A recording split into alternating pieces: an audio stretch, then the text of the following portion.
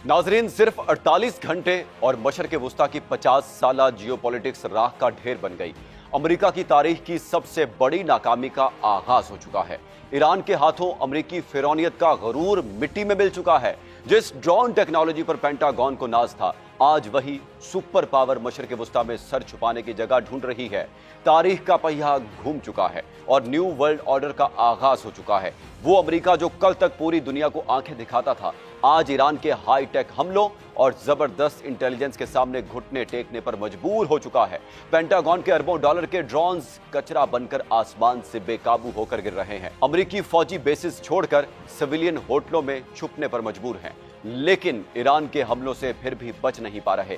बेकाबू ईरान के हाथों ट्रंप की सियासत और डॉलर का जनाजा निकल रहा है। यूरोपियन मीडिया आपसे तमाम हकायक छुपा रहा है। जंग का नक्शा यकदम कैसे बदला, डॉलर कैसे तबाह हो रहा है और दुनिया की सबसे बड़ी जंग का डरावना अंजाम क्या होने वाला है। इस व्लॉग में अमेरिका ईरान जंग का तेजी से बदलता मंजरनामा आपके साथ शेयर करेंगे। आप देख रहे हैं 92 न्यूज़ व्लॉग्स और मैं हूं मोहम्मद इसहाक। नाजरीन, दुनिया ने कभी ख्वाब में भी नहीं सोचा था कि एक ऐसा वक्त भी आ जाएगा जब सुपर पावर यानी अमेरिका को मशरक़ वुस्ता में अपने तमाम फौजियों और मिलिट्री बेसिस को हंगामी बुनियादों पर मुंतकिल करना पड़ जाएगा। ईरान की जानिब से महज 48 घंटों के अंदर की जाने वाली शदीद बमबारी ने इस खित्ते की तमाम जियोपॉलिटिकल डायनामिक्स और जंग की पूरी गेम बदल कर रख दी है। अब तक ये बात वाज़ेह नहीं हो सकी कि ईरान किस किस्म के टेक्नोलॉजिकल सिस्टम्स के साथ ये बमबारी कर रहा है, लेकिन ऐसा मालूम होता है कि उन्होंने गुज़श्ता 4 से 5 महीनों के दौरान बिलखसूस अमेरिका के खिलाफ जंग के लिए ऐसे जदीद और मुहलिक मिसाइल और हथियार तैयार किए हैं जिनका तोड़ फिलहाल अमेरिकी दिफाई निज़ाम के पास भी नहीं है। इस सूरत हाल की वजह से आज पूरे खित्ते में अमेरिकी असर और रसूख इंतहाई तेजी से खत्म हो रहा है और हालात एक इंतहाई खतरनाक मोड़ पर आन पहुंचे हैं। नाजरीन, अगर आप अपनी स्क्रीन पर नजर आने वाले जदीद ड्रोन को देखें तो ये वही ड्रोन है जो ईरान के शाहिद ड्रोन की कॉपी है। अमेरिका ने ईरान के इस शाहिद ड्रोन को कॉपी करके अपना जदीद लोकस ड्रोन तैयार किया था ताकि इसे ईरान के खिलाफ इस्तेमाल किया जा सके। अमेरिका ने ये ड्रोन्स बाज फॉल्स फ्लैग ऑपरेशन के लिए भी इस्तेमाल किए ताकि ईरान को बदनाम करके कार्रवाई की बुनियाद बनाई जा सके। लेकिन मैदानी हकायक अब बिल्कुल मुख्तलिफ कहानी बयान कर रहे हैं। अमेरिका के तमाम ड्रोन्स तकनीकी नाकामी और ईरानी एंटी एयरक्राफ्ट टेक्नोलॉजी की वजह से फ्री फॉल होकर मिट्टी के ढेर में तब्दील हो रहे हैं।